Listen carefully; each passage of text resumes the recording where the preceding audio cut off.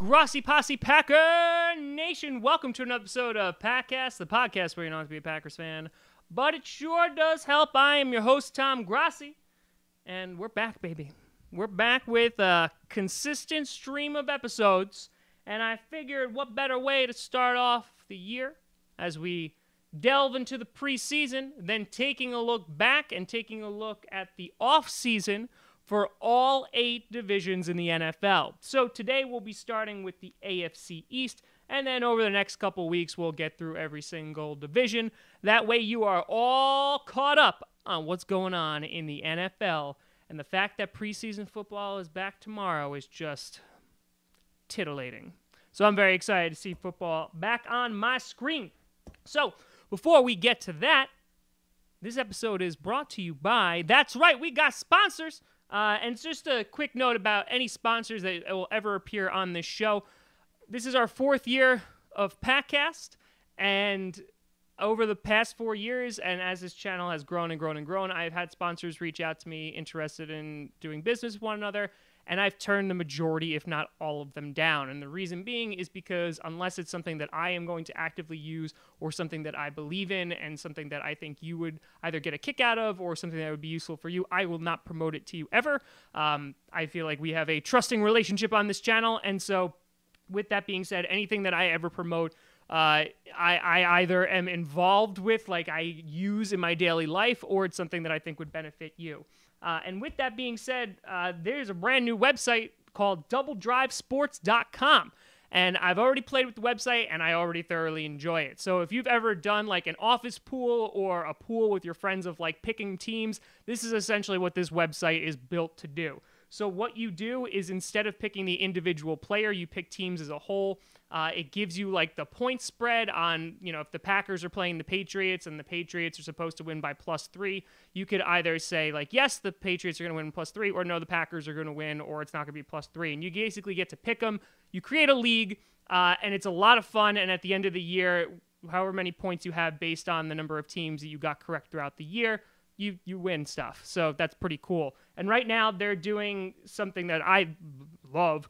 During the preseason, to actually make the preseason kind of interesting, they're doing pick'ems for the preseason. It's completely free. All you need to do is sign up with your email, and the person with the most points at the end of the preseason wins a 55-inch HD TV.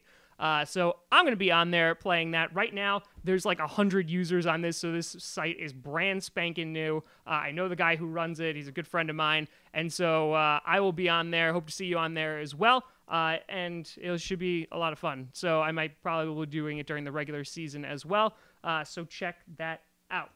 Now, let's jump into some AFC East breakdowns. So last season, shocker, the Patriots won it again. So the Patriots were in first place at 13-3, the Bills at 9-7, and then the Dolphins at 6-10, and finally the Jets at 5-11. Now, as we know, for like the past decade, this has essentially been the Patriots division. Bill Belichick and Tom Brady have been destroying the NFC East for quite some time. The last run that I saw, or can even remember off the top of my head, is when the Jets went to back-to-back AFC Championship game with good old Mark Sanchez. And by Mark Sanchez, I mean they had a really good defense and good run game, and Mark Sanchez just had a pulse. So, that being said, the questions that are always going to come up with the NFC East is this the year that the Patriots finally fall? And so what we're going to do is we're just going to go team by team to kind of take a look at some of the offseason moves that each team has made, and then at the very end we'll do some predictions on where we think the division will round out. So, with that being said, let's start with the AFC East champions, the New England Patriots. The New England Patriots, they lost a lot of people this past offseason. They lost Brandon Cooks, obviously, to a trade with Los Angeles, the Rams. They lost Malcolm Butler to the Titans. They lost longtime player Danny Amendola. I think one of the bigger players that they lost is Nate Solder, that offensive tackle. He went to the Giants for a crap ton of money. So a main piece of that offensive line that is protecting Tom Brady is no longer there. And of course, the big departure in their coaching staff of Matt Patricia, their defensive coordinator, going and becoming the head coach of the Detroit Lions. Ew. So, that being said, they've lost a bunch of key components here. And unfortunately, I feel like we say this every single year. And Bill Belichick finds a way to pick these random people like out of the garbage and turn them into superstars. And so that while I'm looking at this, and this is a pretty like intimidating list of losing some pretty key personnel, I still can't bet against the Patriots, unfortunately. During the draft, they filled some of their offensive holes by picking up Isaiah Wynn, an offensive lineman. They picked up Sony Michel, who's their running back now. They shored up their defenses with some linebacker picks, and I believe they got a cornerback as well. And so the two main questions that we're looking at with the Patriots this year is, one, is this finally the year that Tom Brady comes out as a mutant and joins the X-Men, that his body regenerates like Wolverine, he cannot get hurt, and he will be playing football until he's 115 years old? Because this guy, I mean, like, was he 40 now, 39? Like, it's insane that this guy is still playing football at that level. We thought he was going to drop. All the articles last year were like, oh, is this the year that Tom Brady's going to drop off? The guy won an MVP. Disgusting. Went to another Super Bowl. And so the only thing we know about Tom Brady is obviously what can't decline is his catching skills. Because as demonstrated in that Super Bowl, you can't really go any lower than 0. So that's a good thing. So don't worry, AFC East.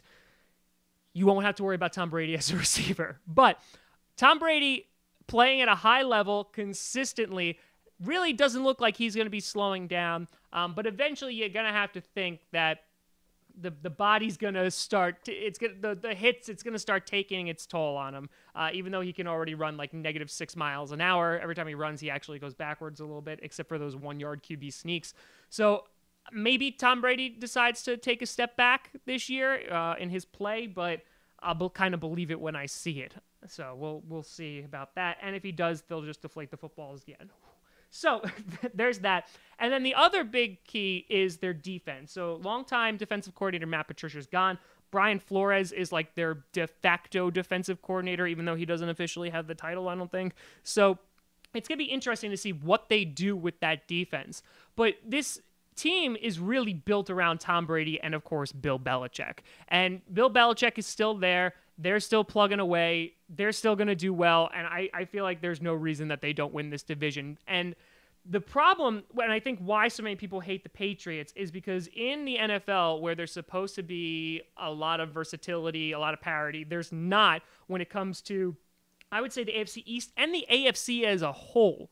I mean, you think about the AFC, you see kind of the usual suspects. The Jaguars have started coming up as of late, obviously with their defense, and the Colts like taking a step back with the loss of Andrew Luck, who looks like he's going to be playing, which is great.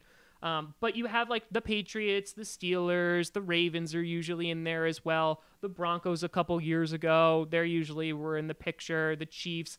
It just feels like there's just not a lot of diversity that's going on in the AFC. And especially when you're in a super weak division like the AFC East, it's easy pickings, because regardless, the Patriots are going to win that division. They're going to get to the playoffs. And then from there, it's just a matter of, let's see how far they can go. So, I mean, it's pretty nice to basically have a guaranteed playoff spot every single year. And you could do that even when you have Matt Castle on your team, instead of an injured Tom Brady. So I still think the Patriots are going to be taking this division. But we'll see. The Bills are going through some changes.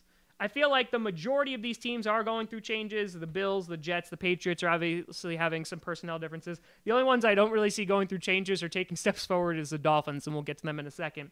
But the Bills, they have that crazy story going on with LaShawn McCoy, in that he potentially hired people to beat up his ex-girlfriend, and it's just an insane story. And so you have that going on with your star running back. And even if everything is cleared and everything is fine, LaShawn McCoy is getting up there in age. And so he's probably going to be starting to take a few steps back in his play as well. But that being said, the Tyrod Taylor era is over in Buffalo. And instead, they picked up their hot new quarterback in the first round, Mr. Josh Allen, who I know if you are a Buffalo Bills fan, you are obsessed with those calves. That's really what they've been talking about in training camp and in practices.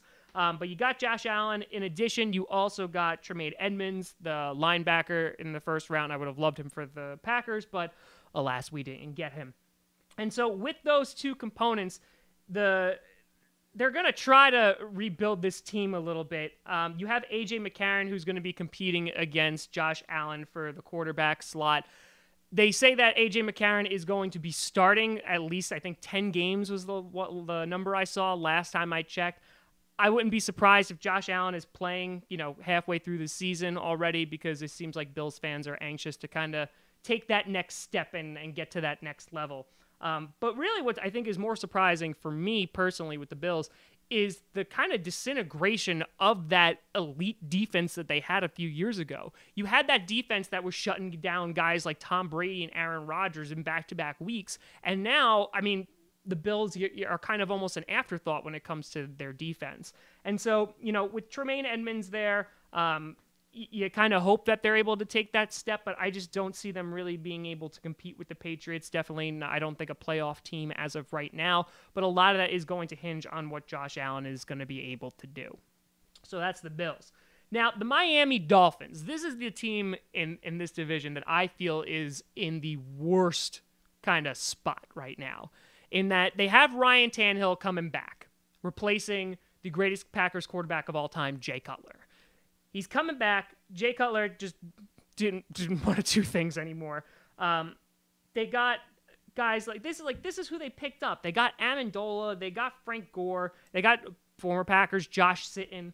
None of those names should excite you if you're a Dolphins fan. Those are temporary patches, and I just don't see how this team is going to be viable in the AFC East or in the NFL right now. In that Tannehill's coming back, they lost their big wide receiver star in Jarvis Landry. Who the hell is James Landry? Jarvis Landry. They lost Sue to the Rams, and while I think that was way too expensive what they gave Sue for his production, that's still a loss for their defense. And so they got Minkah Fitzpatrick out of the draft, which is a great fit for them.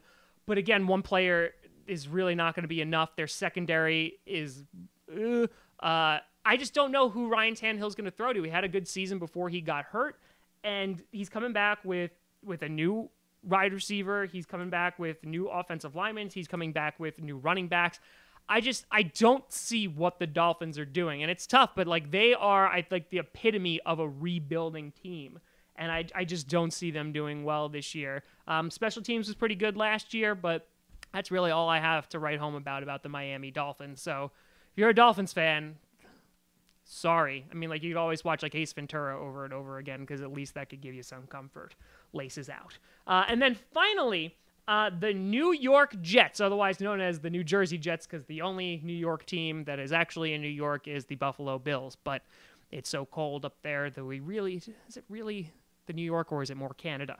But the New York Jets, who everyone thought was going to be one of the worst, if not the worst team in football last year, kind of fighting it out with the Browns, actually was able to win 5 games for the second year in a row. Woo! And was not the worst Jersey team, doing better than the New York Giants, which I don't think anybody predicted last year at all. The Jets are making a lot of moves. They picked up a couple quarterbacks during the offseason, like Teddy Bridgewater. Of course, they drafted Sam Darnold, who was prospected to be the number 1 quarterback in the draft. Everyone thought he was going to go to the Browns, but the Browns are like, nope, I'm going to get Baker Mayfield instead. They lost Matt Forte. They replaced him with the committee of Isaiah Crowell, Thomas Rawls. Matt Forte was at least a really good kind of running back when it came to the passing game as well. So I feel like that's a loss. But they signed Tremaine Johnson, who has a really big upside.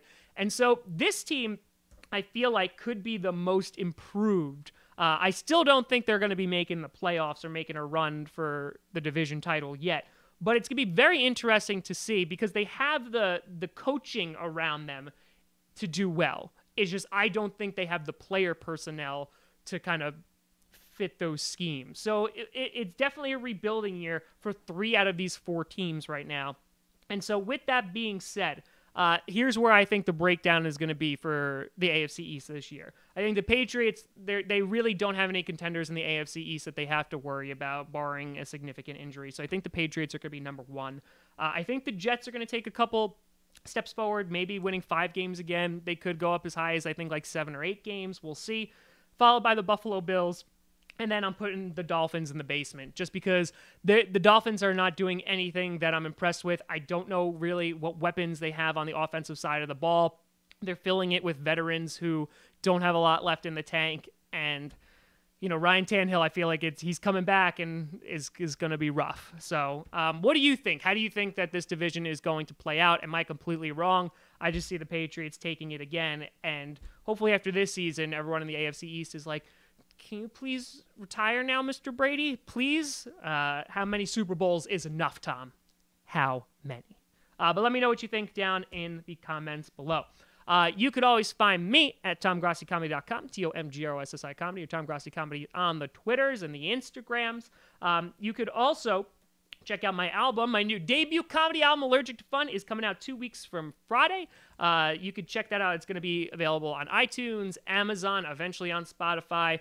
You could also, if you want a physical copy, you could go to my website as well. Some of you already pre-ordered that. Thank you very much. It's something that I'm super duper proud of, and I think you're going to really, really enjoy.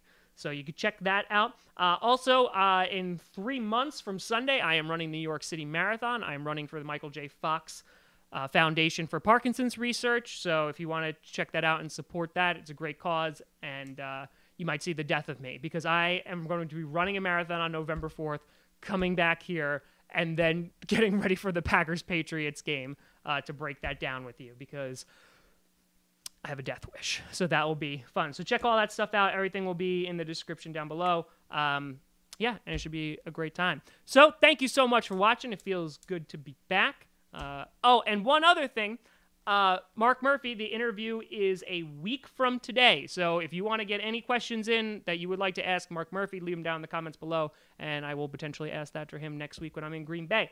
Thank you so much for watching. I'm Tom Grossi, and as always, go Pack Go.